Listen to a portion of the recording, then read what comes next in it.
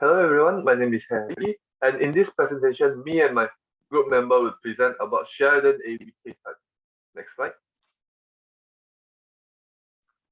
According to the Corporation Act 2001 accounting standards and auditing standards, our team has identified control risk matters as part of the audit process for Sheridan AV.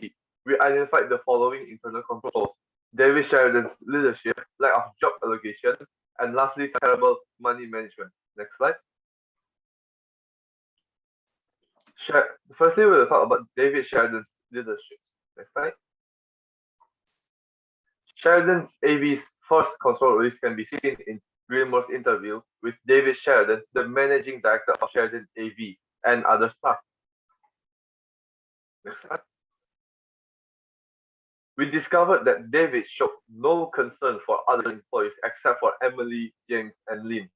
This shows upper management lack of support for employees. Not only that, David doesn't show any interest in the finance function or contribute in any way, and the only thing he cares about is profit. Hence, Sheridan AV has breached the Corporation Act S180 since the company shows no clear leadership. Next slide. In addition, Sheridan AV fails to separate its employees' responsibilities properly. For example, when David is on a business trip, he often hands over his work to Rosie. This causes her to have too much independence, and generally, every 3 months, she has no time to finish the management account and report to the finance director. This is an indicator of fraud, since Rosie has no time off, and the fraud and tampered transaction can be left undetected since the financial accounts are not monitored constantly at Sheridan AV. Next slide. Here are the tests to control the audit risk.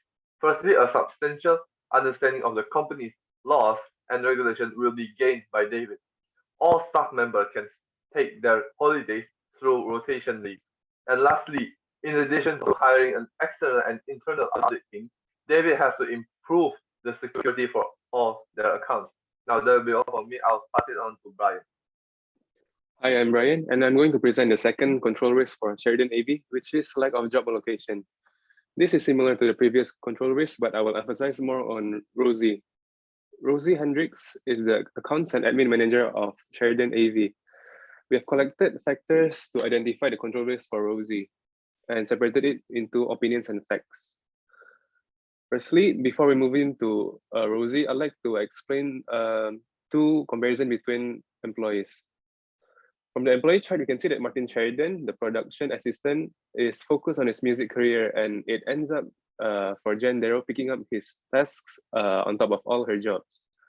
The second comparison is between Zoe Patton and Jenna Jackson. Zoe is the office junior, but she spends most of her time on menial tasks such as photocopy, which meanwhile, Jenna Jackson often stays late to finish tasks of her purchase ledger. Moving on to Rosie Hendricks, we can see the obvious comparison between the employee chart, as Rosie Hendricks is responsible to manage 8 employees of different departments, while Leanne Sheridan is not seen to link to any employees. In fact, Leanne Sheridan also missed both company meetings in 2020 and 2021. These interviews will further support the argument. David Sheridan said that he delegates everything to Rosie, and Margaret Blake says that Rosie is the only one who understands the spreadsheets, and also she is dead against the new accounting system. This accounting system will be talked to by Darren later. Lastly, this is the 3 processes of Sheridan AV.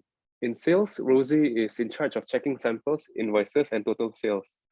She is also in charge of authorizing Harry's decision for customers' sales credit, as well as reviewing age data analysis. Second, for purchases, Rosie is in charge of authorizing payments to suppliers and signing checks.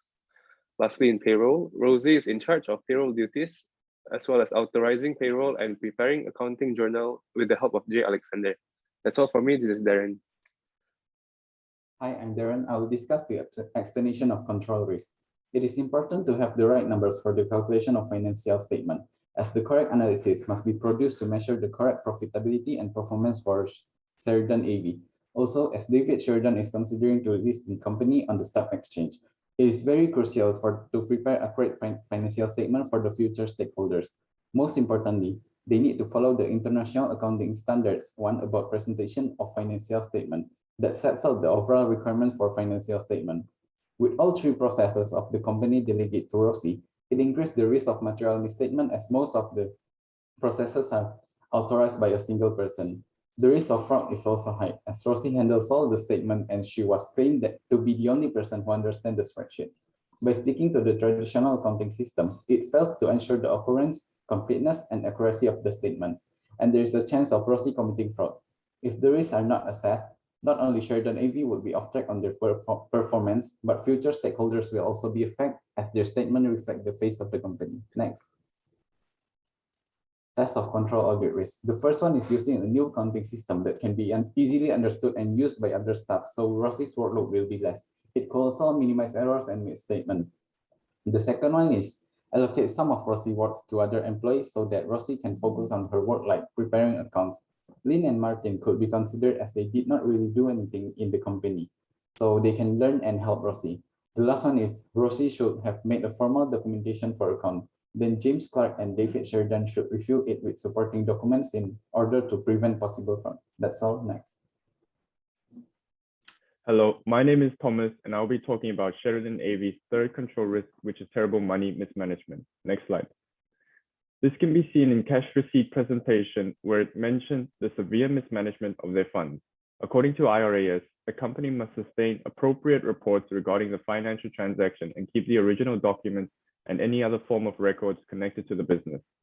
Sheridan poorly executed this requirement. Next slide.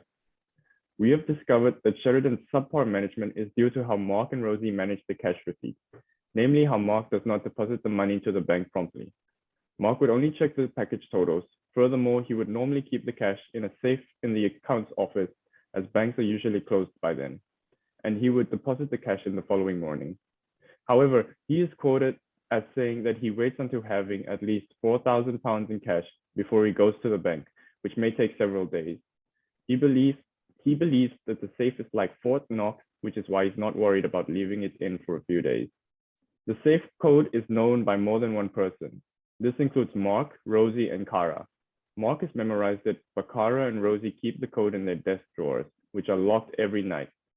On the occasion when they would need cash for office stuff such as supplies, Rosie preferred to keep cash instead of depositing it into the bank because she says it seems silly to bank it and then take it out again, and that they always try to record these transactions through the company books. I'll now pass it to Alhaq.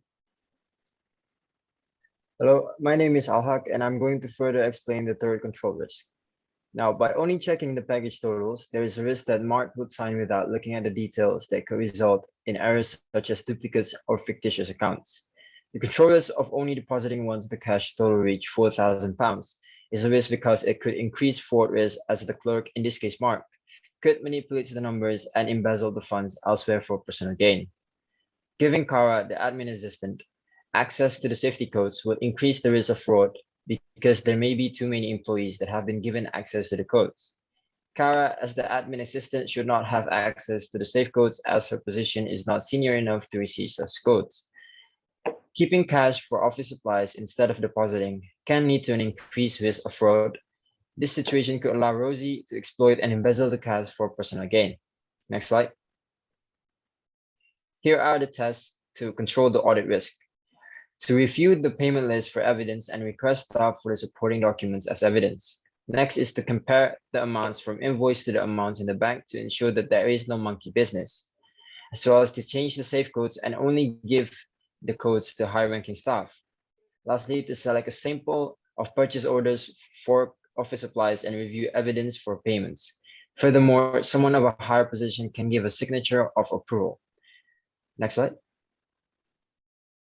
In conclusion, we have found that Sheridan has multiple controllers.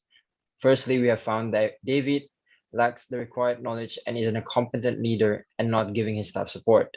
Secondly, Sheridan has an outdated system and how sticking with it will cause problems and misstatements. Furthermore, Sheridan has not enough segregation, which is evident by Rosie having most of the authority in the company. Lastly, Sheridan has issued regarding the management of cash by Mark and Rosie. And all of these control risks leave us to believe that Sheridan has a high possibility of misstatement due to errors and or fraud. Thank you. That will be all for us.